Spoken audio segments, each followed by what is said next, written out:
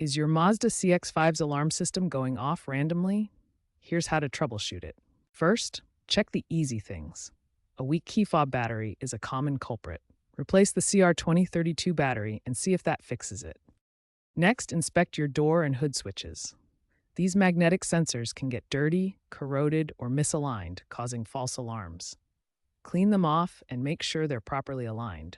These sensors typically have a resistance of 1 to 10 ohms. If the basics don't work, try a simple reset by cycling the ignition or disconnecting the car battery briefly. Remember to check the battery voltage to ensure it's around 12.6 volts for optimal performance.